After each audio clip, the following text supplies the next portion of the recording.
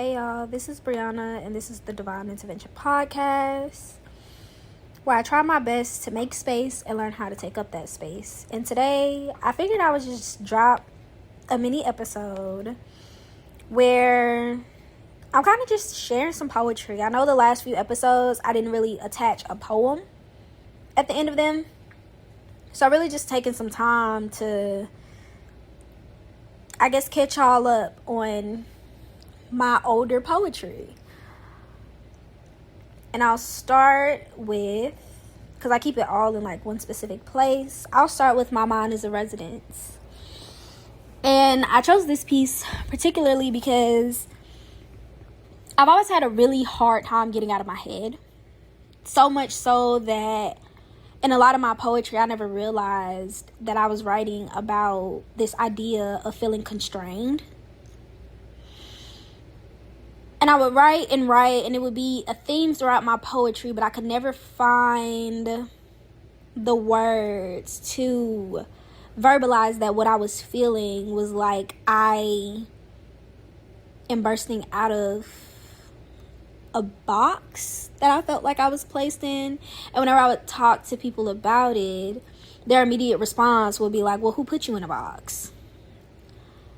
Which conversations like those would always frustrate me, because I'm like, this is literally society and this is the world. It functions off of systems, boxes. I'm not even finna get into my full-blown rant about my frustration leaving a lot of conversations where people really cannot understand this idea of just feeling constrained.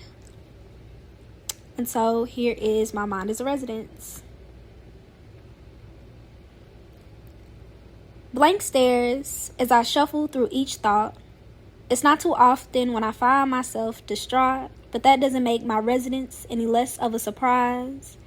Big brown eyes are seen as I hide. I go silent when applications ask where do I reside, because my mind is my most current address.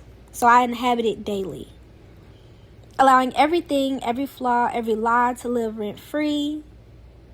Some have told me to learn to let things be, but what if it's the only place that's comfortable for me?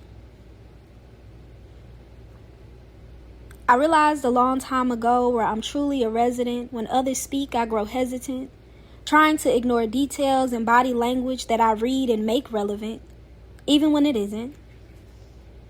In my head, sometimes I dread the things I come up with in there, as I stare into the distance, trying to make things make sense, and I second-guess my decisions that even prove themselves worthy. And I might not care too much of what people think of me, but I want to be loved like anyone else. I want to be bold and not stressed about the things I let inhabit my mental palace. And though I might not think of people with malice, that doesn't mean when they think of me, they think the same. And sometimes I blame me for the things I couldn't see, when people weren't who they said they would be. But scars will heal, and the days will seal the happiness right along with the pain. I just hope when people come along, I can love them the same. Even after all the hurt, I hope the pain never transforms who I am.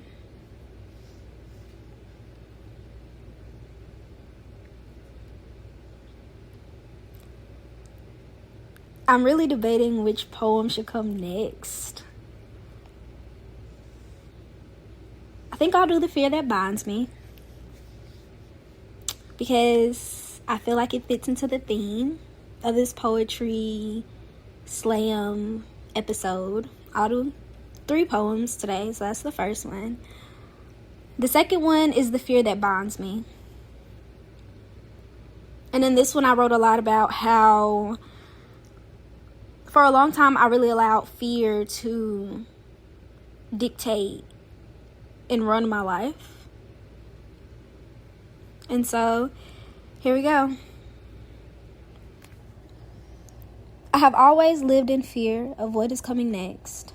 Scared that I won't be prepared, my breath would catch in the air. And now that I'm older, I realize it's still there. That breath I took as a little girl is still being held in, because that's what my fear does to me. I take 5 steps forward and it paces 3 steps behind. Close enough for me to feel its presence, but never close enough to fully capture my mind. Just enough to leave me shaking and wondering when it will finally have its time with me.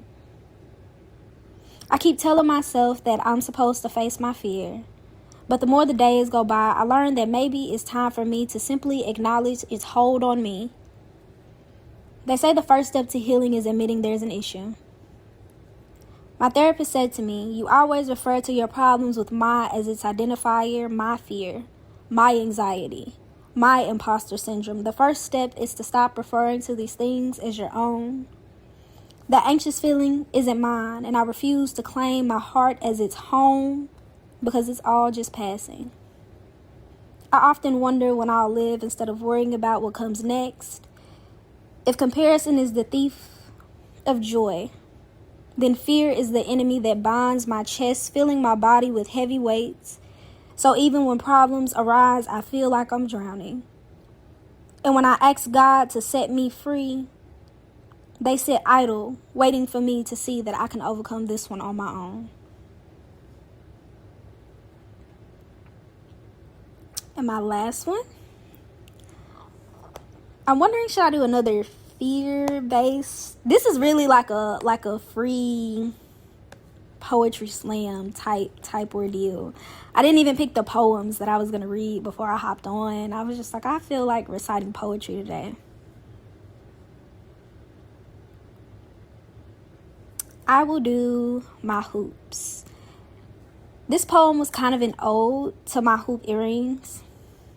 Ever since my parents let me start to wear hoop earrings, I started off with the small ones and I would gradually get bigger because I've always loved ridiculously large hoop earrings.